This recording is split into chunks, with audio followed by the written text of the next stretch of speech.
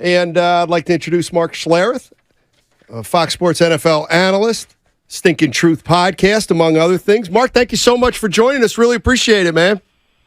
Yeah, my pleasure. Good to be with you guys. Yeah, let me ask you this, because we are just consumed with the quarterback situation out here in San Francisco. Purdy right now is the number one. Lance and Darnold battling out for the number two. From somebody, a national perspective, and you look at what's going on with the 49ers quarterback situation, does it stand out as unusual at all to you what's happening here, or is this something you've seen plenty of times in terms of starting quarterbacks in the NFL at the start of a season? Yeah, I think it's unique because of Purdy's story being Mr. Irrelevant, and the juxtaposition of him being Mr. Irrelevant and you moving up from 12 to 3, 9 spots to go out and get Lance. Trey Lance. And so I think that makes the story fairly unique. I think it's also unique in the NFL that, that the underdog guy at the quarterback position, the guy who wasn't drafted high, he's a better quarterback, and they're letting him, they're letting him get exactly what he earned is the starting job. And they're making, the high paid or high priced, high drafted guy compete for a backup spot. And so, that usually goes because you look foolish when you do that. Most organizations worry about what the public is saying, worried about what, the radio guys are saying or everybody else is talking about. I don't feel like the 49ers fall victim to that. Hey, listen, man, we took Lance. He got hurt. Hasn't worked out so far. Doesn't mean it won't work out, but it hasn't worked out so far. We got a really good freaking team, and Lance and Brock Purdy can really play. So, we're going to go with the guys that can play. And I tell you what, as a veteran in a locker room, dude, I love it. I absolutely love it because we all know who can and can't. Right. I mean, it's apparent from day one. I always tell this story. When I was with Washington, and I was late in my career, late in my career in Washington, but, in the middle of my career as an NFL football player, we drafted 2 guys, one in the first round to play quarterback, one in the 7th round. The very first practice, this is no lie, the very first minicamp practice that year in May, we went through, the veterans went through as the starters went through and ran 20 plays a team. And then we went on the sideline, and the first-year guys and the young guys ran 20 plays a team. And these 2 quarterbacks were going at it, and I turned to the guys that were on the offensive line, the Hogs, and I go, mark my word, today, first day of minicamp, the guy we took in the 7th round is 10 times better than the guy we took in the first round. 10 times better. It's not even close. The guy in the 7th round was Gus Farad. The guy in the first round was Heath Schuler. It was the most apparent. It took me 4 reps of each of those guys to play and go, that dude can't play, the other guy can. So players know, and players, when you disregard what everybody sees with their own eyes as an organization, all the people in charge, the coaching staff, the general manager, everybody, loses credibility. So I applaud Kyle, I applaud John for doing what's right, is playing the best guys. Well, Mark, a theme of our show today has been head coaches in relationships, and I think it's maybe more difficult to examine that in the NFL just because of the immediacy of how quickly your career can change, whether it's because of an injury, due to business. It is the fastest moving sport, at least in America for sure, and you had the chance to play for Joe Gibbs, Mike Shanahan, Kyle's dad. I'm curious how you feel about how head coaches manage relationships in locker rooms and how important that really is to a Super Bowl caliber team, because the 49ers do have championship aspirations. They have a great play caller. They have a great stability in their front office. They have a great roster. But how important are the relationship aspect as a player, like working with Gibbs and Shanahan? Did you see them manage those relationships, or were those things that were just kind of to be expected? No, I think they did a really good job. Looking back on it, they did a really good job of managing the relationships and also establishing what I always call the 2 types of fear. You got to have 2 types of fear from your coaching staff, or at least from your head coach within your building. There is the biblical sense of fear, which is a kind of awesome respect. When they say in the Bible, the fear of the Lord is awesome reverence and respect. You got to have reverence and respect for the guy who's in charge, right? That's important. Then the other one is straight up fear. If I don't do my job, he will find somebody else to do it, and will make no excuses or no bones about it. And I think that's an incredibly powerful thing. And you can build relationships. And both Joe Gibbs and Mike Shanahan would cut you in a heartbeat if you didn't do your job. They'd bench you in a heartbeat if you didn't play well. And you knew exactly, and it wasn't a secret. They'd call you in their office and tell you why he just benched you. And then they would say, hey, man, well, you just got benched, but I'm having pizza at the house tonight. If you want to swing by, get a slice. Like, it's not personal. The film don't lie. As a matter of fact, we had a guy on our team who, it was Michael Dean Perry. And Michael Dean Perry is a not a good player. He was a great NFL player. And it's at the end of his career, this is like 1997. He's a team captain, the highest paid guy on our defense. One day, Mike Shanahan cut him. Like it's in November. And he goes, hey, I just want to show you guys this. We're in a team meeting. I just cut our team captain and the highest paid guy on our defense. Let me show you why. And he just put up film. And it was play after play, games and practice. And he just goes, lack of effort, lack of effort, lack of effort, lack of effort, lack of effort, lack of effort, lack of effort. That's why he's not here anymore. Play like that. I don't care if you're the highest paid guy or if you're team captain. You won't play for me. Message sent. There's a fear, right? And like, there's nothing wrong with that. We live in this soft society that everybody's got to have their feelings and this, that, and the other. And like, man, this is professional football. It's not try hard football league. It is do good football league or get fired. That's how it operates. And frankly, I don't have any issue with that. I think it's the way. I think it's the way all of life should be. Man, he stuck it to William Dean Perry. Yeah, well, you know what? Play good. We had a motto in our room. It was get good or get gone. Yeah, you got two choices. Oh, man. My coach also used to say to us all the time, I'm with you, win or tie. We're going to have issues. Oh, man. Mark Schlereth joining us on 95.7 The Game, NFL analyst on Fox, radio host at 104.3 The Fan in Denver. I want to ask you about last year and the way the 49ers quarterback situation kind of unfurled. So Garoppolo had surgery, so he didn't really do a lot during training camp. Trey Lance ended up becoming the starter at the start of the season because, Garoppolo hadn't had a full training camp, maybe wasn't ready. Brock Purdy at that point was still Mr. Irrelevant. And it was reported out here that there was a meeting between Kyle Shanahan and the veteran players, before the start of the season. And I have thought about that for a while, and I was wondering, would there be any chance that Kyle Shanahan, because they went to get Garoppolo as a safety net for Lance, is there any chance Kyle Shanahan could have possibly told the team, hey, look, Jimmy's not quite ready. We don't know anything about Purdy. We're invested in this young guy, Trey Lance. We're going to start the season with him. I'm going to need your guys' support. Trust me, if it doesn't work out, we will go to Jimmy, but I want to give this guy a chance early, and we'll see. Any chance that would have been a possibility?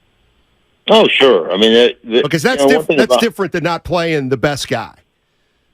Well, yeah, but, Jimmy's coming off, like you said, injury, pay cut, all the whole 9 yards. As a matter of fact, I know in the, away, because he would be there, he'd work out, and then he didn't even have a playbook, he didn't even have his playbook. Right. I mean, he knows the offense and stuff and such, but I know he had a conversation with Mike and Mike Shanahan, and Mike was just like, hey, man, honestly, like, you don't know what's going to happen, injuries and everything else.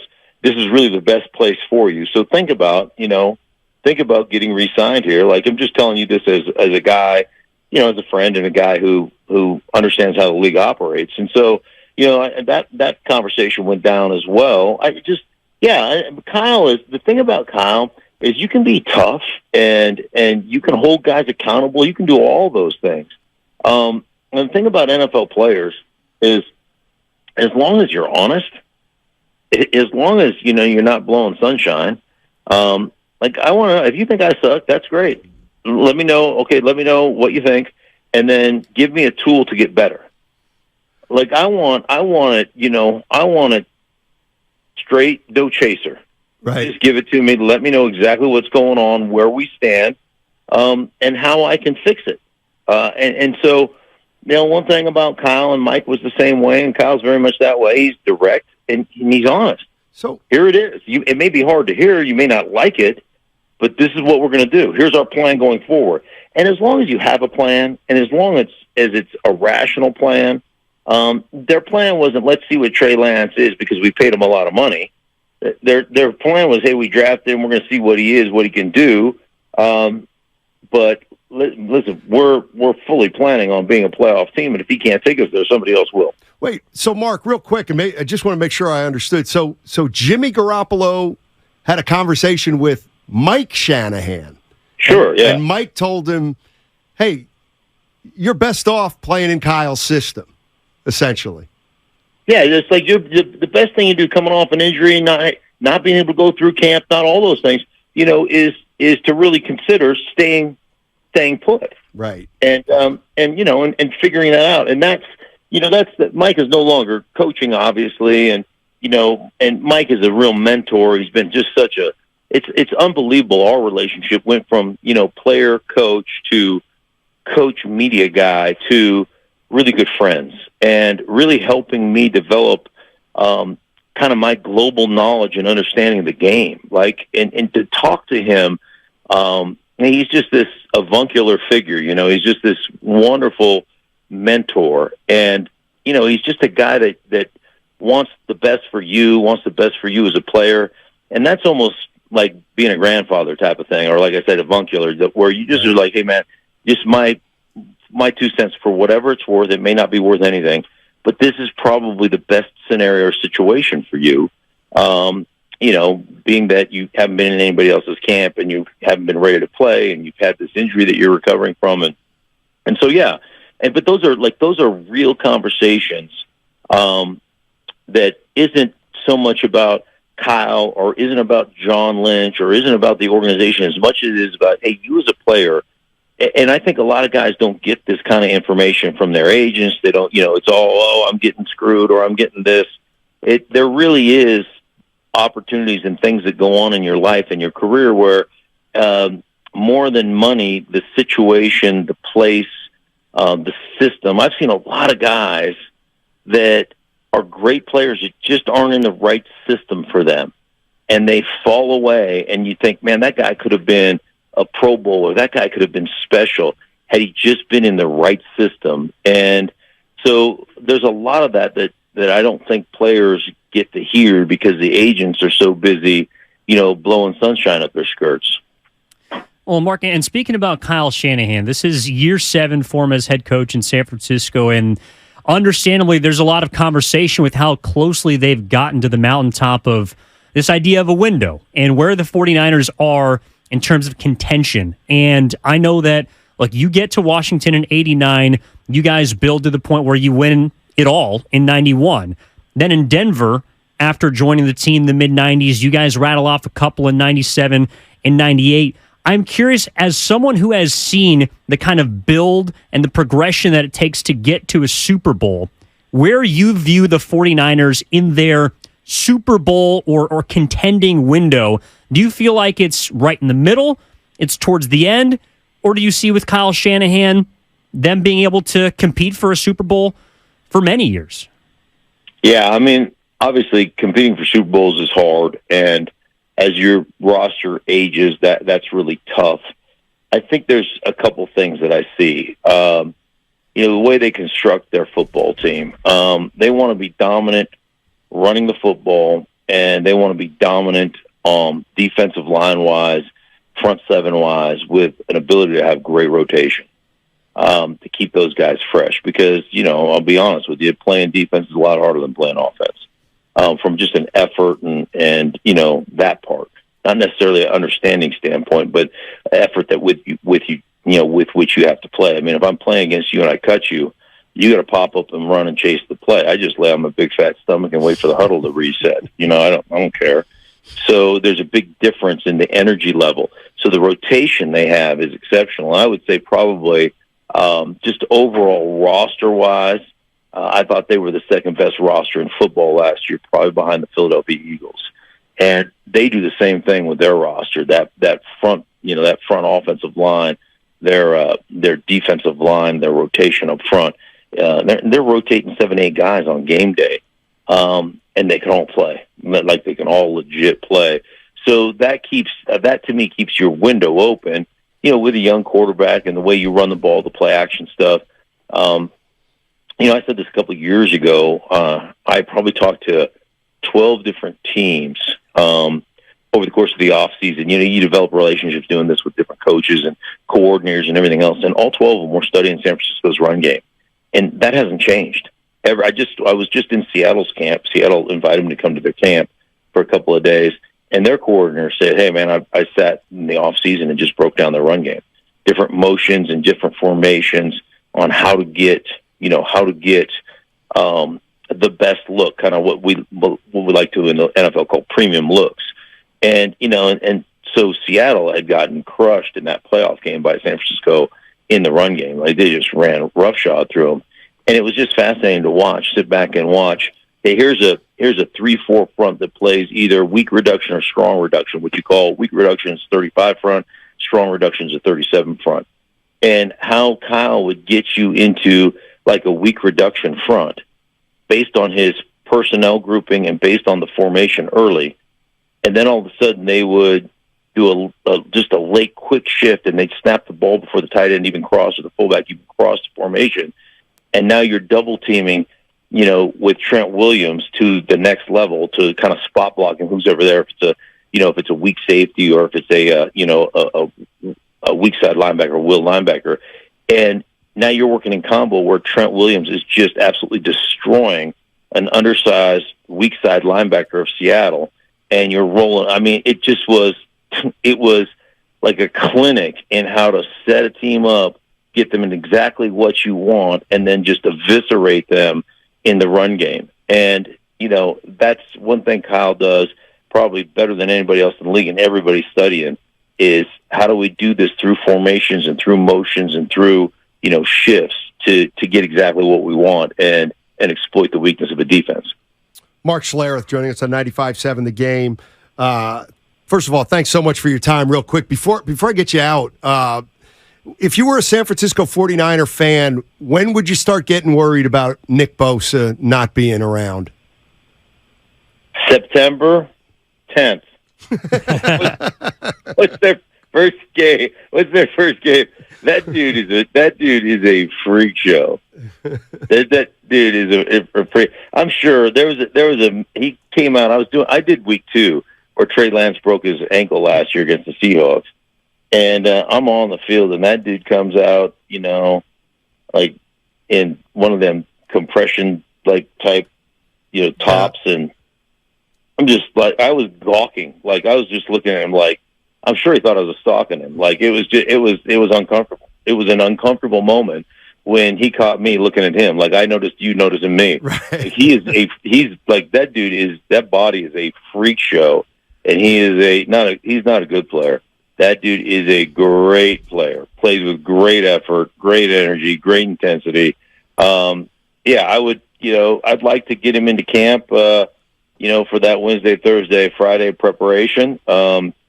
Other than that, man, that dude is a trained beast. Just put him on oxygen, put him in an oxygen tent, and get that thing signed, and then let him unleash him because he is a freak show. Great stuff, Mark. God, I want to ask you about growing up in Anchorage, Alaska. Also, I'm going up there next week. Go see my dad. Just turned 84. Nice. Freak shows, yeah. See, I couldn't. I know myself well enough. I probably don't make it happen in Anchorage, Alaska, Mark. What was it? You can't make it happen in Alaska? Yeah, I don't think I could. I'm not strong enough to survive up there, is what I'm saying. No, yeah, you'd make it. You'd make it. But it would be. I mean, it would be touch and go for a while. But eventually. Looks like a fascinating place. It's actually on my bucket list to get up there. So, well, do it. You got to do it. All right. Well, you'll love it. All right. Hey, Mark, thank you so much for joining us. Great stuff, and look forward to talking to you. And I know you'll be on a 49er call a couple times this year. We look forward to that. Thank you, man. Appreciate it. All right, Mark Schlereth, NFL analyst on Fox, radio host 104.3 The Fan in Denver, Stinking Truth podcast.